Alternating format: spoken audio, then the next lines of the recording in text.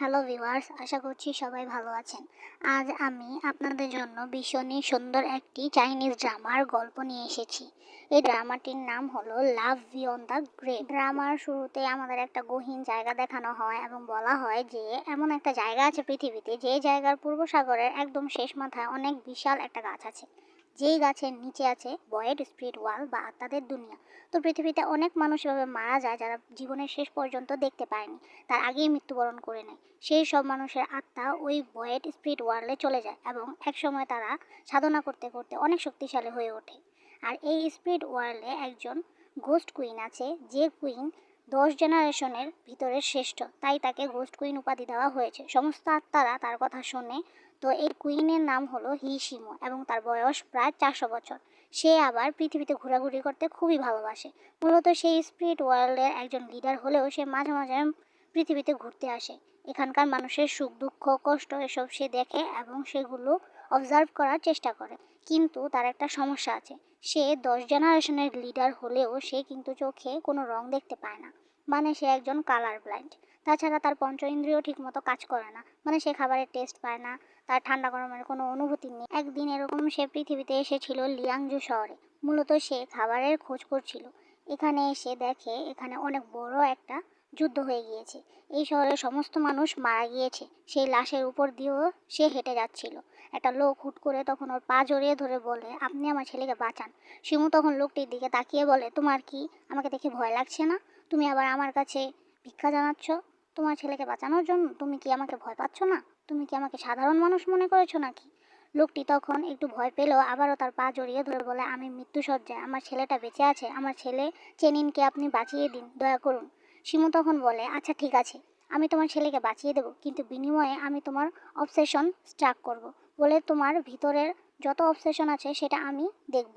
লোকটি রাজি হয়ে যায়। ওর অবসেশন দেখে শিমু দেখে যে এই লোকটি তার ছেলের প্রতি খুবই অবসেসড ছিল দুনিয়াতে। শিমু তার অবসেশন দেখার পরে ওই অবসেশনটিকে আকাশে পাঠিয়ে দেয় এবং তার আত্মাটিকে স্পিরিট ওয়ার্ল্ডে পাঠিয়ে দেয়। এরপরে শিমু ওই ছেলেকে খুঁজতে যায়। যেহেতু সে কথা দিয়েছে, তাই ওই লোকের ছেলে, যার নাম চেনিন, তাকে খুঁজতে যায়। সে এখনো মারা যায়নি, সে বেঁচে আছে, কিন্তু সে কিছু মরা মানুষের স্তূপের ভিতরে আছে, তাই হয়তো তাকে শত্রুরা দেখতে পায়নি। তো ওকেও যখনই বাঁচাতে যাবে, তখন সবাই, এই রাজ্যের যত মানুষ বেঁচে আছে, তারা হঠাৎ করে একটা জেনারেলের নাম নিয়ে চিৎকার করতে থাকে। এই জেনারেলের নাম হলো দুয়ানশু। তাবেই নামক একটা আর্মি গ্রুপের কমান্ডার সে, এবং সদ্যই সে এই লিয়াংশু শহরে এসেছে। এবং এসেই এত বড় একটা যুদ্ধ দেখতে পেয়ে শিমু তখন ওই জেনারেলের দিকে তাকিয়ে দেখে যে জেনারেলের কোমরে একটা সোয়ার্ড আছে, যে সোয়ার্ডটা ও গত 300 বছর ধরে খুঁজে বেড়াচ্ছে। ওই সোয়ার্ডের নাম হলো ডেলিভারেন্স সোয়ার্ড। ওই সোয়ার্ড দেখে ও অবাক হয়ে একটু অভিনয় শুরু করে। শিমু ওই জেনারেলের সামনে গিয়ে বলে, আমাদের এই এলাকার নর্থচং রাজ্য যুদ্ধ ঘটিয়েছে, আমার পরিবারের সবাইকে মেরে ফেলেছে, শুধুমাত্র আমার একটা ভাই বেঁচে আছে। জেনারেল, আপনি আমাদের বাঁচান। জেনারেল তখন ওর দিকে একটা রুমাল বাড়িয়ে দিয়ে বলে, তোমার হাতে রক্তের দাগ লেগে আছে, এগুলাকে পরিষ্কার করো।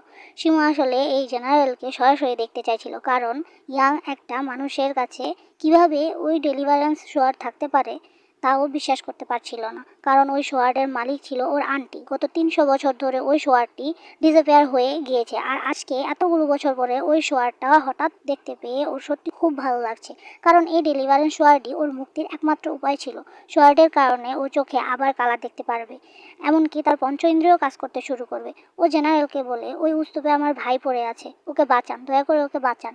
এটা বলে ওখানেই অজ্ঞান হওয়ার নাটক করে।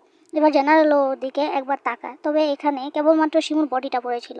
ওর আত্মাটা আমরা দেখতে পাই যে একটা গাছের মগডালে ঝুলেছে।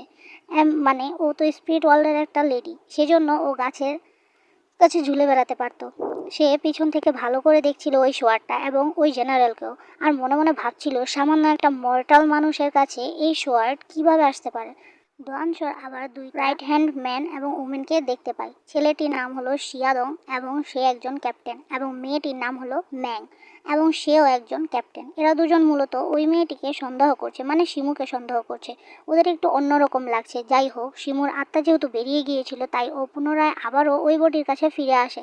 এখন ও মূলত কিন্তু জেনারেলের যেখানে আছে সেখানেই থাকতে শুরু করেছে, আর ওর ভাইকেও এখানে নিয়ে আসা হয়েছে। শিমুর কাছে সবসময় একটা জেট পেন্ডেন্ট থাকতো, ওর ভিতরে ওর নিজের আত্মাটাকে বন্ধ করে রাখতো, এবং ও যে বডিতে এখন আছে ওই বডিটা অন্য কারো। এদিকে চ্যান ইনের যখন জ্ঞান ফিরে আসে, ও বাবা বাবা বলে কাঁদছিল। ওর কাছে এসে বসে তখন শিমু আর নিজের হাতটা ওর দিকে বাড়িয়ে দিয়ে বলে, এই প্রথম কোনো মর্টাল ম্যান আমার হাত ধরলো, তুমি আসলেই সৌভাগ্যবান। এটা বলে ওকে ঘুম পাড়িয়ে দেয় এবং বলে যে এই ছেলেটাকে আমাকে কাজে লাগাতে হবে। এরপরে শিমু ফ্যাং নামের একজনকে ডাকে।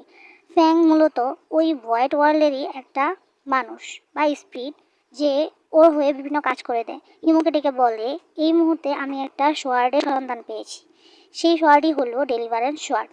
ফ্যাংই তখন বলে, কি ডেলিভারেন্স সোয়ার্ড, যেটা 300 বছর আগে হারিয়ে গিয়েছিল? শিমু বলে হ্যাঁ। ফ্যাংই বলে, তুমি কার কাছে দেখেছো এই সোয়ার্ড? শিমু বলে, ছেলেটির নাম তো আমি জানি না, তুমি একটু খোঁজ খবর নাও আর দেখো ছেলেটির নাম কি। ও হলো তাবেই আর্মিদের কমান্ডার এবং ওর কাছে এই সোয়ার্ড কিভাবে এলো এটাও খোঁজ নিবে। যাই হোক, এই রাজ্যের অবস্থা খুবই খারাপ ছিল। পরের দিন সকালবেলা আমরা ক্যাপ্টেন ম্যাংকে দেখি সে কিছু খাবার নিয়ে এসেছিল শিমুর কাছে। শিমু কিন্তু নিজেকে এখানে একটা মিথ্যা পরিচয় দিয়েছিল, তার নাম বলেছিল শাও শাও। শাও শাওয়ের জন্য যখন খাবার নিয়ে আসে ম্যাং, তখন সে সেটা চেঙ্গিনকে দেয়। চেঙ্গিন ওই খাবার খেয়ে বমি করলে শিমু বলে, আপনি আমাদের জন্য এরকম বাজে একটা পচা খাবার নিয়ে এসেছেন। ঠিক তখনই ওর গলায় ম্যাং ছুরি ধরে বলে, তুমি বলো তোমার আসল পরিচয় কি, কেন তুমি এখানে এসেছো? তোমাকে দেখে মনে হচ্ছে শত্রু রাজ্যের কোনো স্পাই তুমি। কিন্তু ওকে ভূগোল বুঝিয়ে দেয় শিমু আর বলে, আমি যদি শত্রু রাজ্যের স্পাই হতাম তাহলে কি এরকম শত্রুর নাকের ডগায় থাকতাম নাকি? আমরা দুই ভাই বোন, আমাদের পরিবারের আর কেউ বেঁচে নেই, তাই চেঙ্গিনকে নিয়ে আমি এখানে এসেছি। আপনার যদি মনে হয় যে আমি শত্রু রাজ্যের কেউ তাহলে আমি চলে যাব। ক্যাপ্টেন ম্যাং বলে, আগামীকাল সকালেই তোমরা চলে যাবে। এরপরে ওদের ভালো খাবার দেওয়া হয়, কিন্তু শিমু তো খাবারের কোনো স্বাদই পেত না। এজন্য সে তার খাবারটাও চেঙ্গিনকে দিয়ে দেয়। চেঙ্গিন দেখে এই মেয়েটি সত্যি ওকে খুব যত্ন করছে, তাই ও তাকে আপু বলে ডাকতে শুরু করে। পরের দিন সকালবেলা ওদেরকে ওখান থেকে বের করে দেওয়া হয়। তো বেরিয়ে যাওয়ার পরে ওরা এখন কোথায় যাবে সেটা তো জানতো না। ওরা যখন হেঁটে যাচ্ছিল তখন হুট করে শিমুর সঙ্গে একটা লোকের ধাক্কা লেগে যায়, যে লোকটি একটু ডিসগাইজ অবস্থায় ছিল। তার মানে নিজের মুখ সে ঢেকে চলছিল। ছেলেটি ওর দিকে অনেকক্ষণ তাকিয়ে বলে, আচ্ছা তুমি। যাই হোক, এরপরে ওরা একটি গ্রেভ ওয়ার্ল্ডে চলে আসে। মূলত চেঙ্গিনের বাবা তো মারা গিয়েছে, তাই ওর বাবাকে এখন কবর দিতে হবে। তো সেই কবর খুঁড়ছিল অনেকক্ষণ ধরে চেঙ্গিন। কবর খুঁড়তে খুঁড়তে বিকেল হয়ে যায়, কিন্তু তাও একটু মাটি খুঁড়তে পারেনি। তাই দেখে একটু বিরক্ত হয়ে যায় শিমু। শিমু বলে, একটা কবর খুঁড়তে এতক্ষণ? শিমু যেহেতু স্পিড ওয়ার্ল্ডের রানী ছিল, তাই সে হাতের ইশারা দিলেই সাথে সাথে ওখানে একটা বড় কবর খোঁড়া হয়ে যায়। এতে তো অনেক ভয় পেয়ে গিয়েছিল চেঙ্গিন, কারণ চোখের সামনে এত মস্ত একটা কবর, ও একটু ভয়ই পেয়ে যায়। এবার ওর দিকে তাকিয়ে শিমু বলে, এত ভয় পাওয়ার কি আছে, এটা তো শুধুমাত্র একটা ম্যাজিক্যাল ট্রিক্স। এরপরে ওর বাবাকে ওখানে কবর দেওয়া হয়। এরপর বাবার উদ্দেশ্যে পেপার মানি উড়াতে থাকে চেঙ্গিন আর কাঁদতে থাকে। ওর বাবার নাম লিখে ওখানে একটা কাঠও খোদাই করে দেওয়া হয়। তো এখানে যেহেতু পেপার মানি একটু একটু করে পড়ছিল, তাই শিমু একসাথে এক গাদা পেপার মানি উড়িয়ে দিয়েছিল, আর দেওয়ার পরেই সেগুলো সাথে সাথে প্রজাপতি হয়ে উঠতে শুরু করে। চেঙ্গিনকেও বলেছিল উড়াতে, কিন্তু চেঙ্গিন হঠাৎ করে কাগজগুলোকে প্রজাপতি হতে রেখে সে একটু ভয় পেয়ে যায়। তখন শিমু ওকে বলে, এটা একটা ম্যাজিক্যাল ট্রিক্স, আমি অনেক ধরনের ম্যাজিক পারি, হাতের তুড়িতে আমি সমস্ত কাগজগুলো প্রজাপতি বানিয়ে দিতে পারি। এটা বলে এখানে যত পেপার মানি উড়ানো হচ্ছিল তার সমস্তই ও প্রজাপতি বানিয়ে দিয়েছিল। ঠিক তখনই এখানে এসে হাজির হয়ে যায় জেনারেল। জেনারেলের শট দেখেই ওকে চিনে ফেলেছিল শিমু। জেনারেল এখানে আসার পরে দেখতে পায় যে কিছু সোল্ডার্সরা অন্যদের সঙ্গে ঝগড়া ঝামেলা করছে। তো জেনারেল তখন ওদের সঙ্গে ঝামেলা করতে শুরু করে। ওই লোকেরা তখন জেনারেলের উপর চড়াও হয়ে, এমনকি শিমুও চাচ্ছিল ওই লোকগুলি জেনারেলের উপর অ্যাটাক করুক। আর জেনারেলের হাতে যে ডেলিভারেন্স সোয়ার্ডটা আছে সেই সোয়ার্ড দিয়ে ফাইট করুক। কিন্তু ওদের সঙ্গে ফাইট করতে গিয়ে জেনারেলের তার নিজের সোয়ার্ডটা বের করার দরকারই পড়েনি, এমনকি ওই লোকগুলো নিজেদের ভিতরেই ফাইট করতে শুরু করে দেয়। এতে শিমু বলে, কেন সে নিজের সোয়ার্ডটা বের করলো না, আমি দেখতে চাই ওই সোয়ার্ডটা নিজের মাস্টার বলে তাকে মেনে নিয়েছে কিনা। এরপর জেনারেল ওখান থেকে যখন বেরিয়ে আসছিল, শিমু পিছন থেকে দৌড়ে এসে বলে, জেনারেল আপনার সঙ্গে আমাদের আবারও দেখা হয়ে গেল। দোয়াংশ তখন বলে, আসলে তোমার চোখ আছে বলতে হবে যে তুমি আমাকে এই অবস্থায় দেখেও চিনে ফেলেছো। তা আমাদের আবারও দেখা হয়ে গেল, কিন্তু তুমি কি আমাকে ফলো করছিলে নাকি? এই শুনে শিমু বলেন, না, ছি ছি, আমি কেন আপনাকে ফলো করতে যাব, আসলে আমি তো অনেক আগে থেকেই আপনাকে অনেক পছন্দ করি, অ্যাডমায়ার করি, সেজন্য। এই শুনে জেনারেল তখন বলে, ও আচ্ছা তাই নাকি, তাহলে বলতো আমার নাম কি? শিমু তখন চেঙ্গিনের দিকে তাকায়, কিন্তু চেঙ্গিনও তো ওর নাম জানে না, ও নাম বলতে পারে না। তখন দোয়াংশ বলে, আমার নাম হলো দোয়াংশ এবং আমি তাবেই আর্মিদের কমান্ডার। খুব বেশি দিন হয়নি আমি এখানে এসেছি, আর সেজন্য আমি খুব একটা পরিচিত নই, তাই তুমিও আমাকে চেনো না। যাই হোক, এবার শিমু বলে, আমার নাম শাও শাও। আসলে আমি আর চেঙ্গিন আপন ভাই বোন নই, তবে এই মুহূর্তে ওর আমি ছাড়া কেউ নেই, আর আমারও কেউ নেই। ঠিক তখনই আমরা দূর থেকে তীর দেখতে পাই, যেটা একদম টার্গেট করা হয়েছিল জেনারেল। তাই সে জেনারেলকে আগে থেকে ইশারা করে এবং জেনারেলকে এক প্রকার বাঁচিয়ে নিয়েছিল।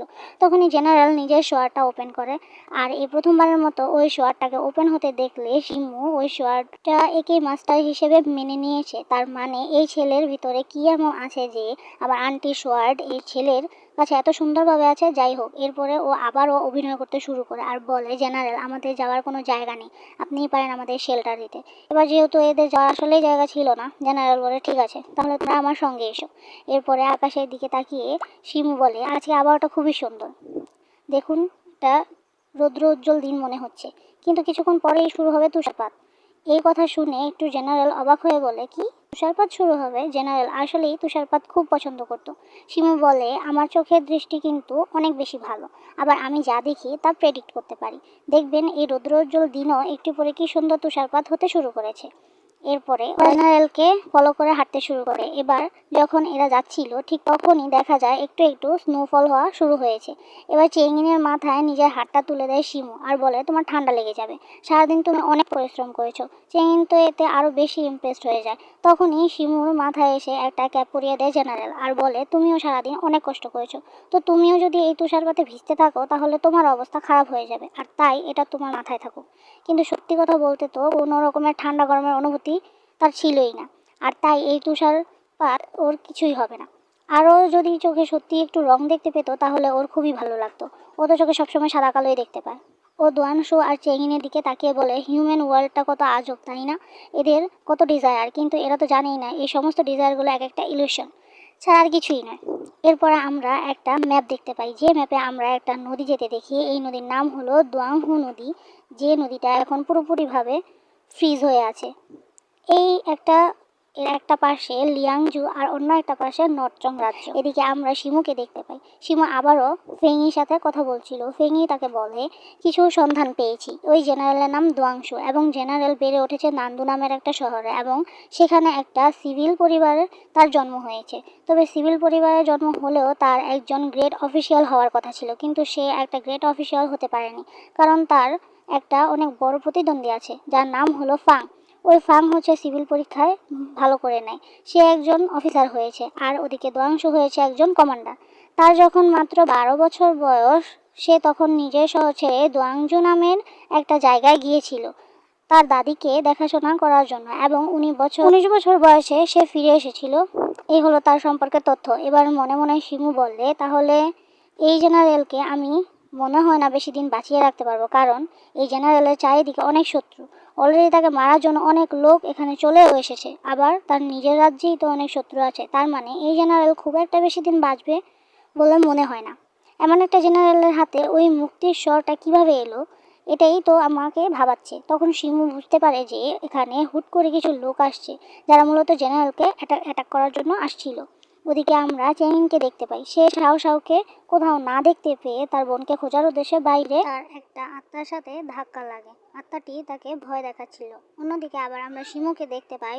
শিমু যেহেতু একটা মর্টাল ওয়ার্ল্ডে একটা হিউম্যানের বডিতে আছে, কিন্তু এই বডিটা ছিল খুবই দুর্বল, তার জন্য সে বডিটাকে ঠিকঠাক করে নিচ্ছিল আর জেনারেলকে দেখছিল। তখন আমরা জেনারেলকে দেখতে পাই এখানে যে সব অতর্কিত লোকজন ঢুকে পড়েছিল, জেনারেল তাদের সঙ্গে ফাইট করার চেষ্টা করছিল।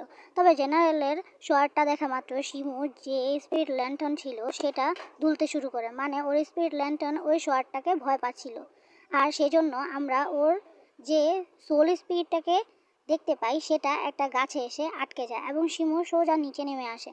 তবে শিমুকে এই মুহূর্তে কিন্তু জেনারেল দেখতে পাচ্ছিল না। শিমু মূলত এই জেনারেলকে যাচাই করার চেষ্টা করছিল আর বলছিল, দেখি তোমার কত দম, তোমার কাছে এই শটটা কিভাবে এলো, আর তোমার দমই বা কতটুকু, সেটা আমাকে পরীক্ষা করতে হবে বলে ওর দিকে একদম তুষারপাতের মতো কিছু ছুঁড়ে দেয়। জেনারেল বুঝতে পারে ওর সামনে কেউ আছে, কিন্তু কে আছে এটা বুঝতে পারছিল না। এদিকে আমরা সেই ঘুষটাকে দেখি যে চেঙ্গিনকে খেয়ে ফেলার চেষ্টা করছিল। চেঙ্গিন প্রচণ্ড ভয় পেয়ে যায়, আর তখনই আমরা ক্যাপ্টেন ম্যাংকে দেখতে পাই। ক্যাপ্টেন ম্যাং এই মহিলাটির সঙ্গে ফাইট করতে আসে। ক্যাপ্টেন ম্যাং মোটামুটি ওই মহিলাটির সঙ্গে ফাইট করলেও ওই মহিলাটি ছিল খুবই শক্তিশালী, এবং সে যেহেতু একটা স্পিড ওয়াল থেকে এসেছে, তাই তার সাথে পারছিল না। সে বাচ্চা কাচ্চার প্রতি অবসেস থাকে সবসময়। এদিকে আমরা আবার জেনারেলকে দেখতে পাই। জেনারেল বুঝতে পারে না তার চোখের সামনে কেউ একটা দাঁড়িয়ে আছে, কিন্তু সে কিছু দেখতে পাচ্ছিল না। যদিও তার খুবই সন্দেহ হচ্ছিল, তখনই শিমু কানে ভেসে আসে যে চেঙ্গিন জোরে জোরে আপু বাঁচাও বলে ডাকছে। তাই সাথে সাথে ও জেনারেলকে ছেড়ে দিয়ে তখন ওইদিকে মনোযোগ দেয় এবং ওখান থেকে সোজা পালিয়ে যায়, সোজা সেখানে চলে যায়। আর জেনারেলের চারপাশ থেকে বরফগুলো সরে যায়। এদিকে ক্যাপ্টেন ম্যাং যখন ওই আত্মাটার সঙ্গে ফাইট করছিল, ঠিক তখনই একটা বাঁশি বাজায়। শিমু এবং ওই আত্মাটা থেমে যায় এবং সাথে সাথেই তার বড় বড় দানবীয় হাতগুলো ছোট হতে থাকে এবং সে একটা সাধারণ মানুষের মতো আচরণ করতে শুরু করে। এবার এই যাত্রায় তো চেইনকে বাঁচিয়ে নিয়েছিল এবং ক্যাপ্টেন ম্যাং সহ আরও অনেকেই বেঁচে গিয়েছে। এবার আমরা দেখতে পাই যে চেইন তার বোনকে দেখা মাত্র তাকে এসে জড়িয়ে ধরে আর আবারও অভিনয় শুরু করে দেয় শিমু। তখন ক্যাপ্টেন ম্যাং এসে বলে, তুমি এখানে? ও তখন বলে, আমার ভাই আপনাকে অনেক জ্বালাতন করেছে তাই না? তখন চেইন বলে, আমার আপুকে একটুও বকা দিবেন না, আমি আসলে রাত্রেবেলা বেরিয়েছিলাম আর সেজন্য তো এরকম একটা ঘটনা ঘটে গেল। ক্যাপ্টেন ম্যাং তখন বলে, তোমরা আবার এখানে কি করছো? ও আচ্ছা, তো তোমরা কি আবারও এখানে এসেছো ক্যাপ্টেনকে ধরে, তাই না? জেনারেল যে বলছিল কিছু গেস্ট এসেছে, সেই গেস্ট আসলে তোমরা। আসলে তোমার কাহিনী কি বলো তো, তুমি আবার এখানে কেন এসেছো?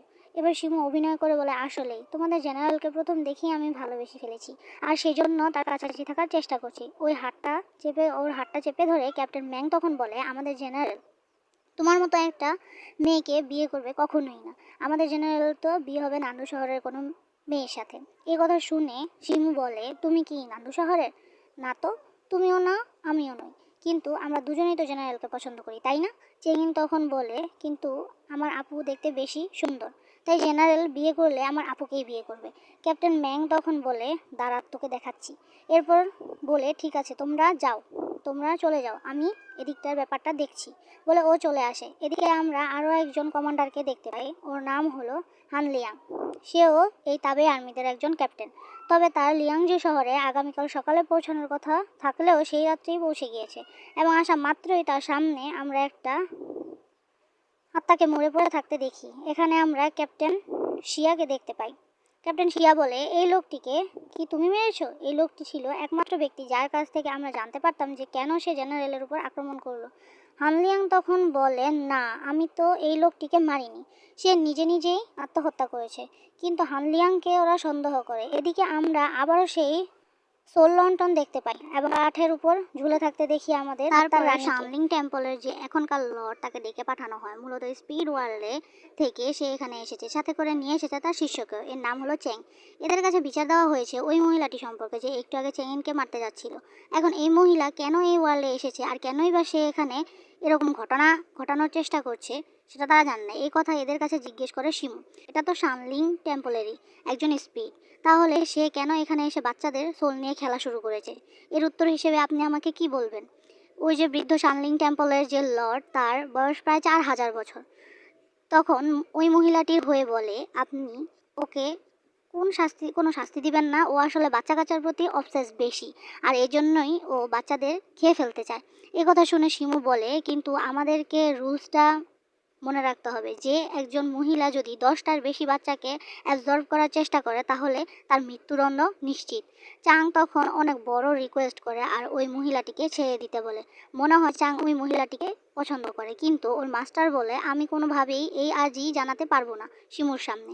শিমু 10 জেনারেশনের একজন লিডার, সে অনেক গ্রেট লিডার, আর আমি তার মাথাটা হেড হতে দিতে পারি না। সে যা সিদ্ধান্ত নেবে সেই সিদ্ধান্তই শেষ সিদ্ধান্ত।